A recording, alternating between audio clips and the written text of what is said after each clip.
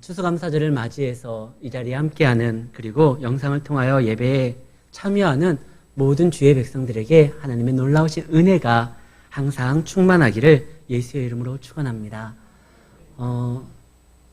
이게 좀 아크릴판을 좀 대봤어요. 그래서 여러분들에게 그럴 일은 없지만 우리는 강대상하고 성도님들이 위치하고 있는 거리가 좀 멀어서 침이 틀 일은 없지만 혹시나 해가지고 했는데, 지금 보니까 머리가 좀 이렇게 거슬리네요. 이게 좀 보이죠? 그러면 이제 좀 괜찮죠? 그럼 오늘은 조금 낮춰서 제가 설교를 하겠습니다. 추수감사주일은요, 하나님께 감사하고 그분께 영광 돌리기 위해서 만들어진 교회의 전통 절기입니다. 이때는 한 해 동안 받은 하나님의 은혜를 기억하고 찾아내서 하나님께 영광 돌리는 그런 굉장히 복되고 즐거운 날이에요. 왜 우리가 하나님께 영광을 돌리며 그에게 감사해야 되느냐? 모든 것이 그에게로부터 시작되고 그분으로부터 우리에게 왔기 때문에 그렇습니다. 하나님은 알파와 오메가입니다. 처음과 나중입니다. 모든 것이 그분의 소관 안에서, 그분의 통제 안에서, 그분의 역사 안에서 이루어지고 주어졌기 때문에 우리는 그분 앞에 감사해야 돼요. 그런데 이 감사는요, 때로는 우리가 힘써 찾아야지만 하나님 앞에 감사의 내용들을 발견할 수가 있습니다. 성경에서는 찾으라, 그러면 찾아낼 것이요 라고 말을 하는데, 여기에서 이 말은 감사와도 관련이 되어 있어요. 이 죄악이 관영한 세상에서 우리가 그냥 살아가다 보면은 이것이 이루어지는 모든 것이 우연인지, 아니면 어떻게 요행인지, 아니면 감사의 내용들이 분명한데 이것을 당연한 것으로 생각하고 우리의 인생에서 감사가 사라지는 경우가 있습니다. 성도에게 있어서 가장 경계해야 되는 것이 감사 없는 삶이에요. 왜 그러냐면, 감사는요, 그냥 고맙습니다, 감사합니다, 인사치레로 끝나는 것이 아니라, 이 감사는 반드시 우리로 하여금 더 큰 믿음의 영역으로 한 단계 업그레이드 시켜요. 왜 그러냐? 이 감사가요, 그냥 나오질 않아요. 우리의 일생에서 나타나는 감사는 항상 하나님과 연결되어서 우리가 감사의 이유를 고백하게 됩니다. 다시 말해서 감사는요, 내 삶의 모든 부분을 하나님과 연결시키는 거예요.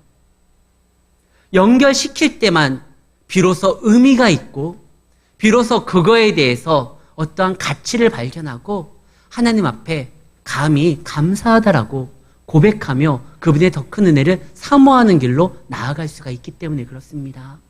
사랑하는 성도 여러분, 오늘은 감사하기 너무나 좋은 날이에요. 추수감사주일이거든요. 모든 교회들이 이날은 하나님 앞에 아예 감사의 날로 정하고 그분 앞에 무엇을 감사하는지 스스로 돌아보고 진심으로 그분 앞에 감사함으로 더 큰 은혜의, 그분의 놀라우신 역사 가운데 우리를 드리면서 집중함으로 더 큰 믿음의 단계로 한층 더 성숙돼지는 그러한 시간을 갖는 귀중한 복된 날입니다. 사랑하는 성도 여러분, 한 해 동안 어떤 것을 감사할 수가 있겠습니까? 이스라엘 백성들은 하루하루가 하나님과 관계되어졌었을 때 감사할 수가 있었지만, 그들에게 또 특별히 어떤 해가 감사해가 될 수가 있었어요. 우리가 잘 아는 응답하라 시리즈라는 드라마가 있습니다. 응답하라 1994, 응답하라 1988, 이런 게 있거든요. 내 인생에 있어서 가장 찬란하고 아름다웠었던 그 시기를 추억하며 기억하며 응답하라 하면서 그 해를 딱 정해놨어요. 우리에게도 굉장히 감격스러운 해가 있었죠. 1945년 광복의 해.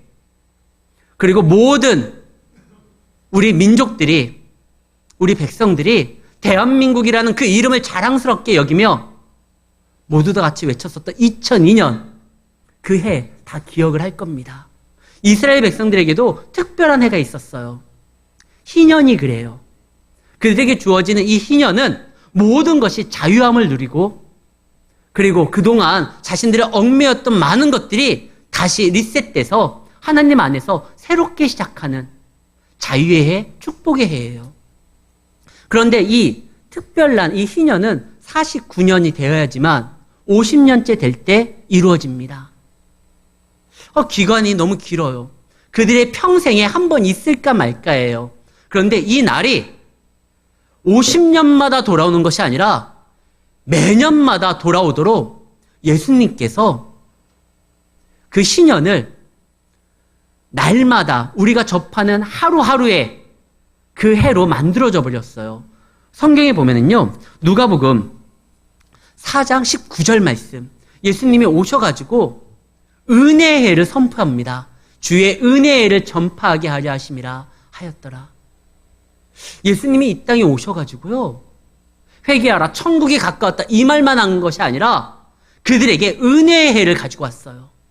50년 동안 기다려야지만 자기들이 자유함을 얻었었던 그 신년을 이제 해마다 예수님께서 가지고 와버린 거예요. 그리고 예수님 이후로서부터는 모든 믿는 성도들에게 날마다 한 해 한 해가 바로 은혜의 해, 그 옛날 이스라엘 백성들이 그렇게 바랬었던 희년이 바로 이제 우리가 살고 있는 이 2000년이죠. 죄송합니다. 2020년 올 한 해가 되는 겁니다. 하나님께 감사할 때 우리에게는 모든 해가 다 의미가 있는 해고 모든 날이 다 의미가 있는 날이 될 수가 있어요. 우리가 2020년을 생각하면 과연 이게 은혜의 해일까 생각할 수가 있습니다. 이 코로나로 인해서 저도 개인적으로 나름대로 계획했었던, 가족적으로 생각했었던 어떠한 일들이 있어요. 그리고 교회적으로도 이루고자 했었던 어떤 목표들이 있었어요. 그런데 이것이 다 계획대로 이루어지지 않았습니다. 저뿐만 아니라 여기 계신 여러분들도, 그리고 한국교회뿐만 아니라 한국에 있는 많은 사람들, 그리고 전 세계에 있는 사람들도 마찬가지예요. 우리 성도님들 중에 올해는 제가 참 뜻있는 날이 되기 때문에, 해가 되기 때문에 연초에부터 해외여행을 계획하신 분이 계시더라고요. 근데 그게 안 됐어요. 근데 무슨 이게 은혜의 해입니까? 무슨 축복의 해입니까? 그러나요, 가만히 생각하면 우리가 얼마든지 감사를 찾아낼 수가 있습니다. 왜 목사님은 자꾸 감사를 억지로라도 찾아내라고 합니까?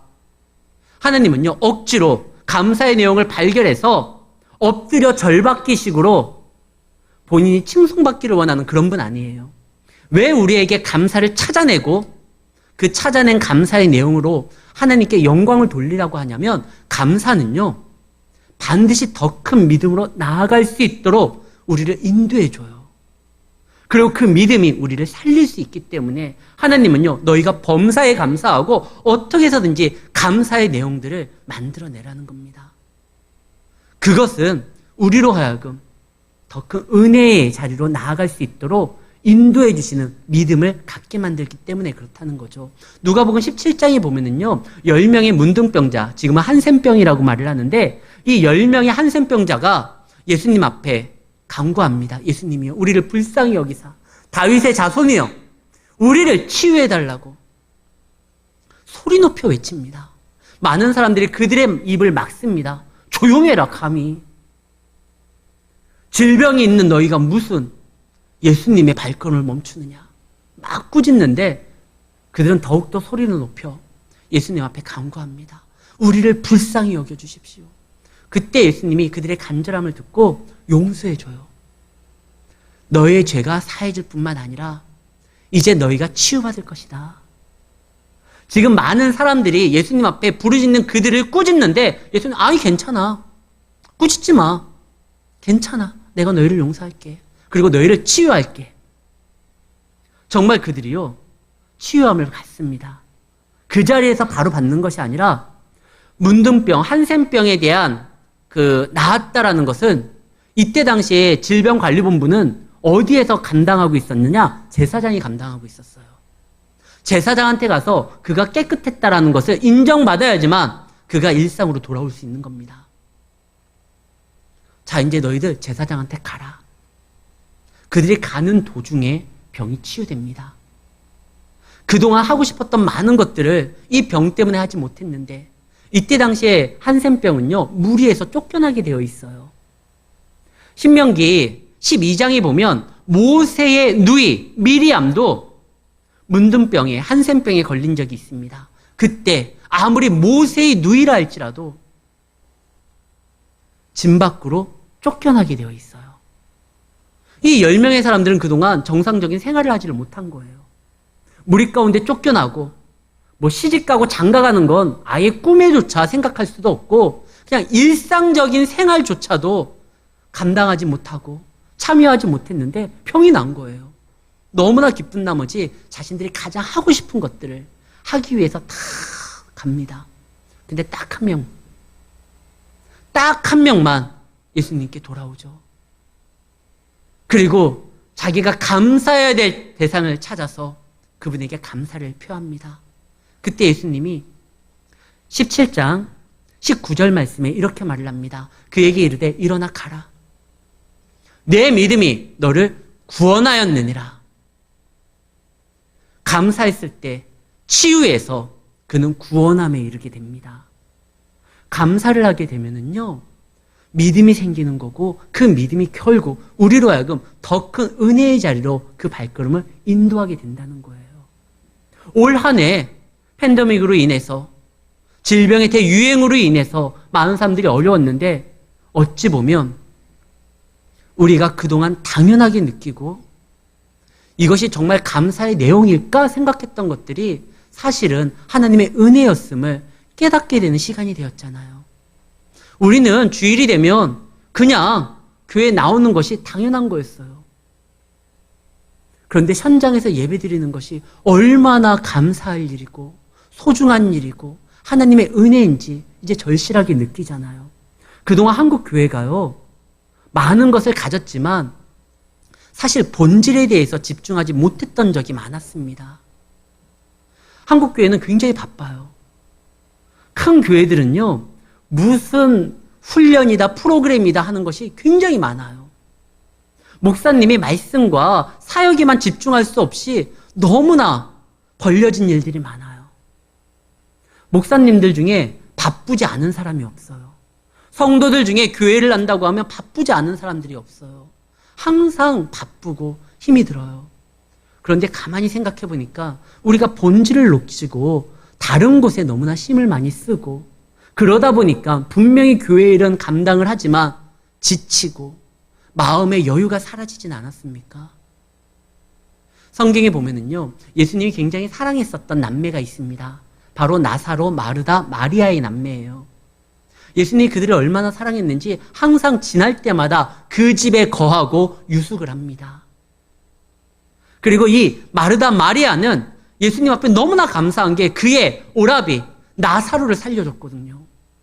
그래서 예수님만 생각하면 너무 기쁘고 어떻게 해서든지 예수님을 잘 대접하고 싶었습니다.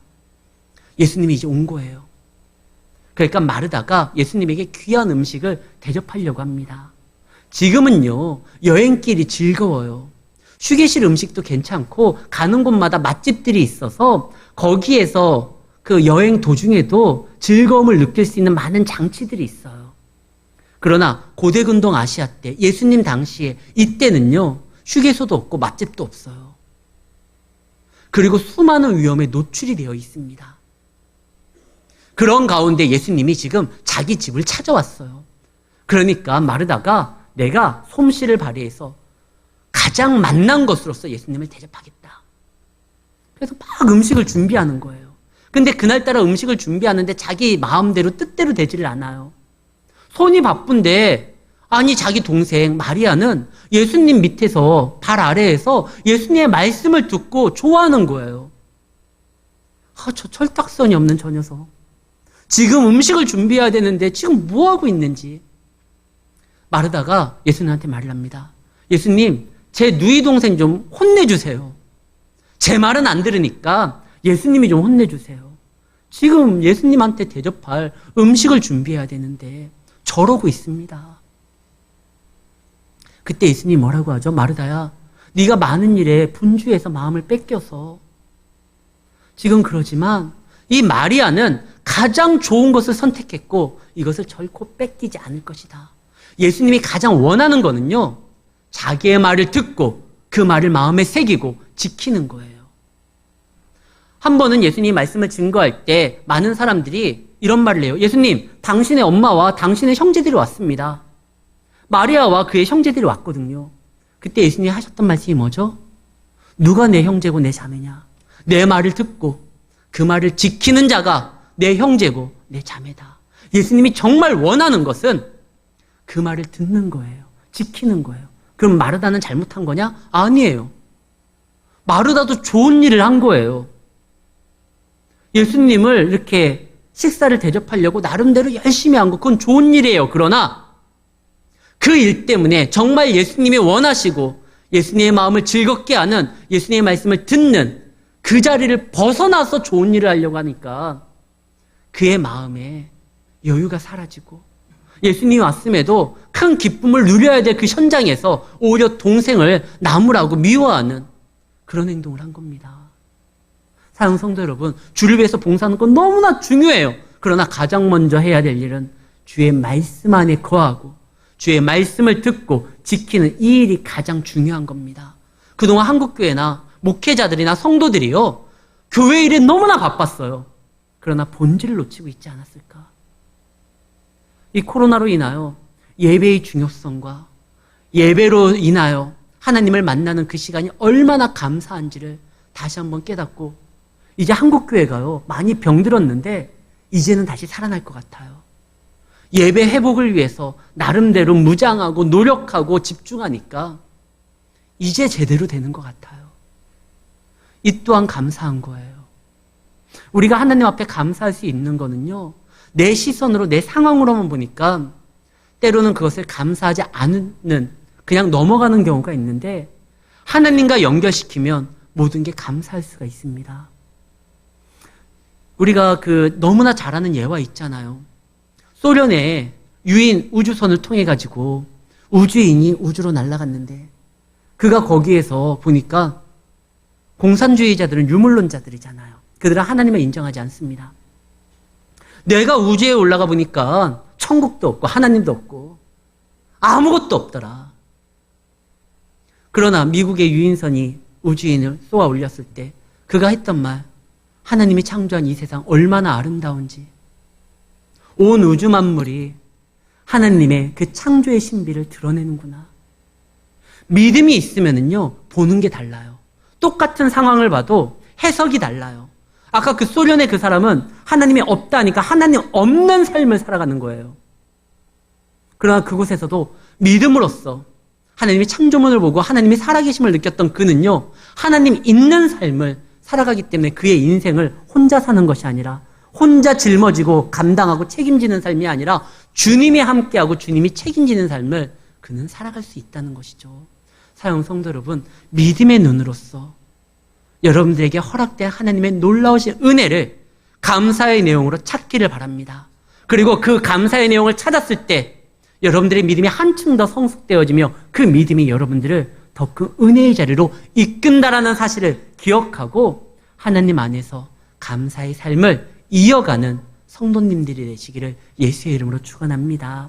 오늘 성경 시편 기자는요, 한 해 한 해를 보니까 이 모든 것이 하나님의 은택, 하나님의 은혜였다라는 것을 고백을 해요. 사랑하는 성도 여러분, 우리 가만히 생각해 봐요. 이 시인이 무엇을 보면 한 해 동안 보니까 모든 것이 다 주님의 뜻대로 계획대로 움직여진다라는 겁니다. 우리가 잘 아는 봄 다음에는 뭐가 와야 되죠? 여름이 와요. 여름 다음엔 가을, 그 다음에 겨울이에요. 이 정신없이 돌아가는 이 세상에서 한 번쯤은 봄 다음에 겨울이 와도 이상하지 않잖아요. 그럴 수도 있을 거 아니에요. 근데 언제나 봄 다음에 여름이에요. 영원히 계속될 것 같았던 그 겨울도 어느덧 주님의 계획과 뜻 가운데 다시 만물이 소생하는 봄을 가지고 와요. 김명식이라는 유명한 CCM 찬양 사역자가 그의 앨범 1집 봄이라는 그 찬양에 이런 가사를 썼어요. 자기가 보기에 정말 이 고난이, 이 아픔이, 이 슬픔이 영원히 계속될 것 같은데 어느덧 주님의 약속대로 흔적도 없이 사라지고 만물이 생생하는 봄이 왔다. 영원히 계속될 것만 같았던 추운 겨울은 주님의 약속대로 흔적도 없고 내 하나님 행하신 일 만물이 찬양하노나. 사랑하는 성도 여러분, 지금 고난의 길을 걷고 있습니까? 그러나 우리에게는 시련은 있어도 실패는 없습니다. 왜냐? 모든 것을 주장하시는 처음과 나중이신 그 하나님의 손 안에서 우리가 인도함을 받기 때문에 우리는 고난으로서 끝나지 않아요. 반드시 한 해를 마무리 질 때마다 돌아보면 우리 머리에 관이 씌워지는, 영광이 씌워지는 것을 경험하게 될 겁니다. 그래서 시인은 이렇게 말을 해요. 주의 은택으로 한 해를 관 씌우시니. 관은, 영광의 관은 언제 씌워지죠? 모든 일이 마쳤을 때예요. 선수가 경기를 시작할 때 관을 쓰고 하지 않습니다. 모든 경기가 마치고 최종적으로 승리가 이루어졌을 때 그때 쓰는 거예요. 믿는 성도들의 한 해 한 해는 이제 주님의 오심으로 인하여 모든 해가 다 특별한 은혜의 해가 되는 것이고 그 한 해를 마무리 질 때 보면 영광으로서 관은요 패배자에게 씌워지지 않아요. 승리자에게 쓰여져요.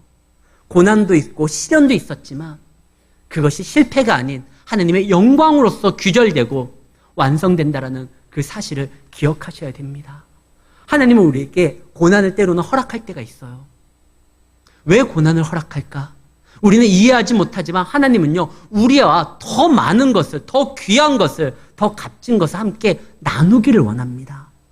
그 나누기를 원할 때 그분의 손에 딱 맞는, 그분의 마음에 맞는 모습으로서 우리가 되어야지만 우리를 통해서 더 큰 일을 보여주시고 이루어주실 수 있거든요. 야구 선수 중에 일본의 이치로라는 선수가 있어요.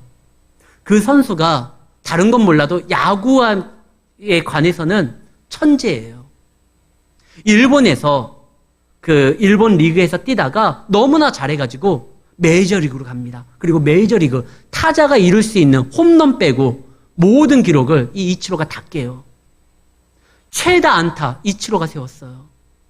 한 시즌 동안 가장 많이 치는 안타 이치로가 해요. 최고의 출루율.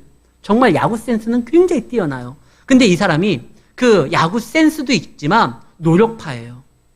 그리고 자기 관리가 얼마나 철저한지 경기가 있는 날에는 다른 메뉴를 먹지 않고 그가 선수 생활하는 동안 똑같은 메뉴만 먹었어요.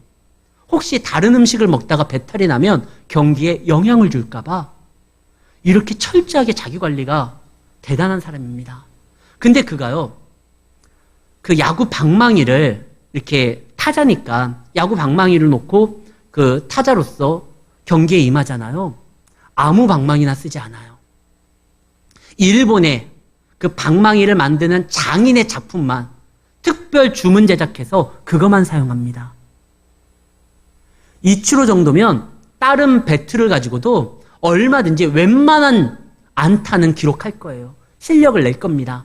그러나 그의 모든 실력을 온전히 다 발휘하기 위해서는 자기에게 딱 맞는, 자기가 휘두르는데 무게도 맞고 손잡이도 맞는 그 배트가 필요한 거예요. 그래서 계속 미국까지 공수해 와가지고 그 배트를 사용을 합니다. 하나님은요, 우리를 사용하실 때 딱 맞는, 그래야지만 역사하시는 그런 분은 아니에요. 하나님은 이치로와 달라요. 하나님은 아무런 막대기를 가지고도요, 웬만큼 실력이 아니라 완전하게 온전한 당신의 뜻을 다 드러낼 수가 있어요. 실제로 하나님 어떻게 역사하시죠? 모세야, 그래, 너 손에 뭐가 있어? 막대기 있는데요? 그래, 그거 바다를 향해 홍해가 갈라져요. 삼가라, 너 손에 뭐 있어? 농사 짓는 기구가 하나 있는데요? 소모는 막대기 하나 있어요. 그래? 그거면 충분해. 블레셋 사람 600명을 칩니다. 삼손은요, 무기도 아니에요. 낙이 턱뼈예요. 근데 하나님이 그거를 통해서 블레셋 사람 1000명을 없앱니다. 하나님은요, 막대기로도, 농사기구로도, 나귀 턱뼈로도 당신의 능력을 웬만큼이 아니라 완전하게 이루셔요. 근데 그 하나님이 왜 꼭 자기 손에 딱 맞는, 자기 마음에 맞는 그 성도들을 찾기 위해서 때로는 그 성도들을 깎고 쪼개고 그렇게 고난 가운데 우리를 몰아넣어서 자기의 그 손에 쥐게 만들게 할까? 아니, 우리 이 모습 이대로도 당신은 큰 영광을 나타낼 수 있잖아요. 왜 고난이라는 걸 허락해서 우리로 하여금 그 손에 맞도록 우리를 깎고 조이고 왜 어려움을 줍니까? 하나님은요, 막대기를 통해서 역사하고 싶지 않아요. 하나님은 당신의 형상으로 지음받은 당신의 생명과 맞바꾼 당신의 사랑하는 자녀와 당신의 일을 함께 하기를 원하는 거예요. 그래서 하나님은 막대기가 아닌 우리와 그 일을 감당하기를 원해요. 그러면 그냥 감당하면 되지. 왜 우리가 당신의 뜻에 맞추기 위해서 그렇게 많은 고난의 훈련의 시간을 거쳐야 됩니까? 근데요, 우리 모습 이대로 역사도 분명히 할 수 있지만 그러면 우리가 무너질 수도 있어요. 우리 인간은요, 죄에 너무나 쉽게 노출이 돼 있어서 조금만 하나님이 우리를 통해서 큰 일을 보여주면 쉽게 교만할 때가 있어요. 내가 마치 당연히 해야 되고 누렸어야 있었던 것을 하나님이 이제야 주는구나 이렇게 생각할 때가 있어요. 아닐 것 같죠? 근데 이상하게 사람들은 그래요. 조금만 여지가 있고 기회만 있으면 나 자신을 드러내고 싶어요. 그게 인간의 습성이에요. 하나님은 그런 것을 너무나 잘 알기에 아무리 높이고 당신의 뜻을 나타내도 이것이 내가 아닌 하나님으로서 됐다라는 것을 인정할 만한, 그래서 더 큰 은혜를 그에게 아무리 부어줘도 넘어지지 않을, 그래서 그와 함께 영원히 함께하기 원해서 우리를 때로는 그분의 마음에 맞도록 갈고 닦고 훈련을 시키는 겁니다. 여러분들 괜히 괴롭히려는 것이 아니라 더 크게 사용하기 위해서 하나님이 그러신다라는 거예요. 하나님이 우리를 훈련시킬 때 우리가 아픈 것 이상으로 그분은 더 아파요. 여러분들이 여러분들의 인생을 생각하고 염려하고 걱정하고 건강을 생각하는 것 이상으로 여러분들의 건강과 삶과 여러분들의 모든 것을 더 주의 깊게 관심 있게 바라보며 우리보다 더 많은 애를 쓰시면서 우리에게 채워주시는 분이 하나님입니다.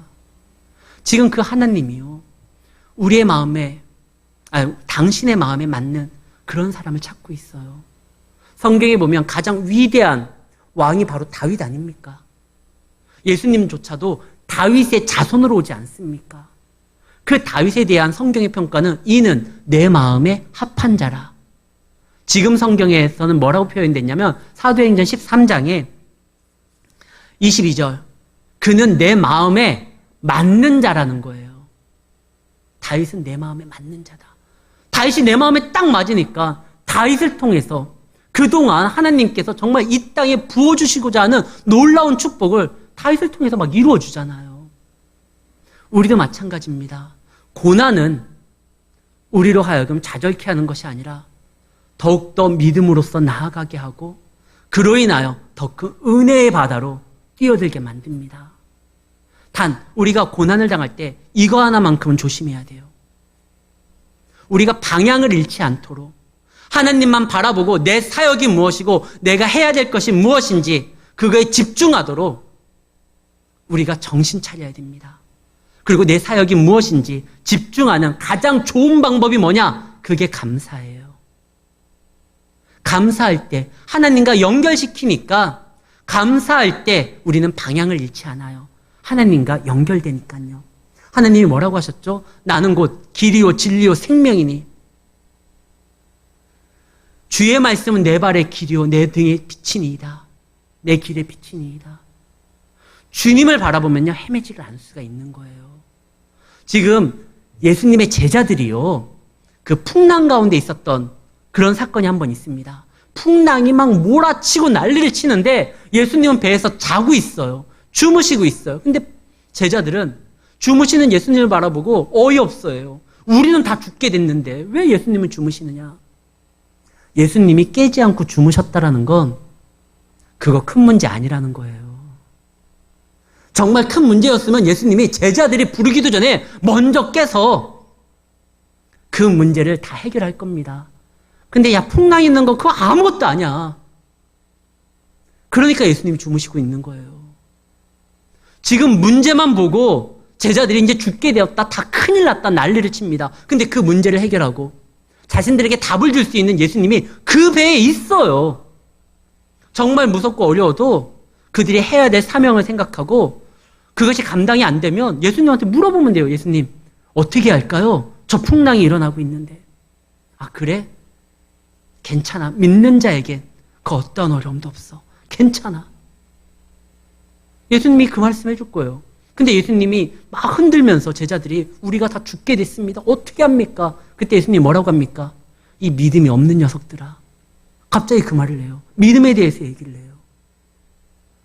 아니, 믿음이요. 믿음, 우리를 온전케 하는 주요.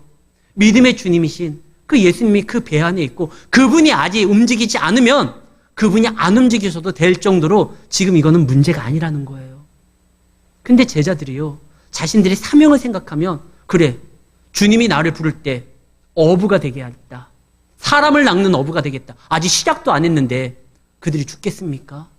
그래, 주님의 말씀이 있으니까 나는 분명 이 풍랑으로 넘어지는 것이 아니라 목적지에 제대로 갈 것이고 그래, 여기에선 더욱더 우리가 방향 잃지 말고 제자들이 야, 우리 함께 서로 격려하고 기도하자. 뭐 이러면 될 텐데 그들이 순간 두려움이 오니까 방향을 잃은 거예요. 지금 내일 모레부터 한국 시리즈 야구가 이게 시작됩니다. 여러분들 기아 팬이시죠? 그러나 저는 응원을 합니다. 전 두산 팬이거든요. 두산, 한화, 기아 이렇게 좋아하는데 어쨌든 그 야구에서 보면은요. 이번에 4차전 때 플레이오프 4차전 때 유이간이라는 선수가 흔들리기 시작했어요. 그래서 1회에 강판을 당해요. 근데 투수가 왜 흔들리느냐? 주자가 자꾸 쌓이면 이 투수가 마음이 불안해요. 주자가 나가가지고 막 뒤에서 자꾸 왔다 갔다 거리면서 도루하려고 막 제스처 취하고 하면은 이 투수가 마음에 여유가 없어요. 그래서 원래 자기 실력대로 공을 제구하지 못해요. 폭투할 때가 있고 흔들릴 때가 있어요. 그런데요, 분명히 알아야 될 건 투수는요, 투수가 상대할 건 주자가 아니에요. 투수는 타자를 상대하면 돼요. 아무리 주자가 1루, 2루, 3루에 있다 할지라도 앞에 있는 타자를 제대로 승부해서 그를 잡으면 뒤에 있는 주자들은 사라지게 되어 있습니다. 우리가 방향을 잃으면 안 돼요. 우리의 사역의 길을 벗어나면 안 돼요. 우리가 누구를 상대해야 되고 어떠한 일을 해야 되는지 뒤에서 아무리 누가 왔다 갔다 걸리고 신경을 혼란스럽게 한다 할지라도 우리는요, 내가 가야 될 길을 분명히 하고 내가 해야 될 것을 분명히 감당해야 돼요. 괜히 흔들리면 안 돼요. 언제 흔들리느냐? 주님과 연결시키지 못했을 때, 끈 떨어졌을 때, 그때 헤매게 되는 것입니다. 그리고 그걸 아셔야 돼요. 비록 내 뒤에 주자가 신경 쓰인다 할지라도 주자가요, 가장 많이 있어봤자 3명이에요. 내 뒤에 1루, 2루, 3루 3명밖에 없어요. 그러나 그 뒤에 더 많은 아군이 있잖아요. 내 편이 7명이에요. 나를 위해서 뛰고 달리고 던지고 받을 수 있는 그 수비수가 내 뒤에 7명이나 있어요. 그리고 나는 그들을 믿고 저 타자를 상대하면 돼요. 그러면 주자는 사라지게 돼요. 여러분들의 근심과 걱정과 어려움이요, 그거에 휘둘리지 마십시오. 우리가 바라야 될 주님을 바라보고 내가 감당해야 될 사명에 집중하면 주님이 분명히 약속했거든요. 너희가 나의 명을 쫓아 움직이는 그 모든 길에 내가 너희와 함께 할 것이다. 이미 승리를 보장되고 우리가 헤매지만 않으면 승리는 우리 것으로서 감당하면서 나아갈 수가 있는 겁니다. 사랑하는 성도 여러분, 이 감사주일입니다. 하나님께서 한 해 동안 돌아보면은 믿음의 눈이 아닐 때는 불평불만이 쌓일 수밖에 없는 시대입니다. 그러나 믿음의 눈을 보면은 지금까지 하나님이 나를 지켰고 나를 보호해 주셨고 지금 이 순간 생명을 가지고 주의 전에 나와서 예배를 드리고 하나님의 성도로서 다시 한번 믿음으로 살아갈 것을 바라보며 고난이지만 이후에 나타날 더 큰 영광을 바라보며 살아갈 수 있는 그 약속을 붙들고 있기에 우리는 감히 이 코로나 시대에서도 감사를 이야기할 수 있는 것입니다. 사랑하는 성도 여러분, 오늘 시편 기자가 했던 말, 한 해가 다 하나님의 은혜입니다. 그리고 그 은혜 가운데 살아가는 동안 우리가 보니까 머리에 관을 씌워주셨고 이제 가는 주의 길에 기름방울이 떨어지며, 성경에서 이 기름은요 하나님의 축복과 은혜를 상징하거든요. 우리가 하나님 안에서 감사하면서 나아가는 그 승리가 약속된 관이 씌워지는 그 길은 주와 함께 주님의 기름방울이 예비된 은혜들이 펼쳐지는 길이라는 것을 기억하고 하나님 안에서 감사하며 믿음으로 나아가 더 큰 은혜의 삶을 살아가는 성도님들이 되시기를 예수의 이름으로 축원합니다.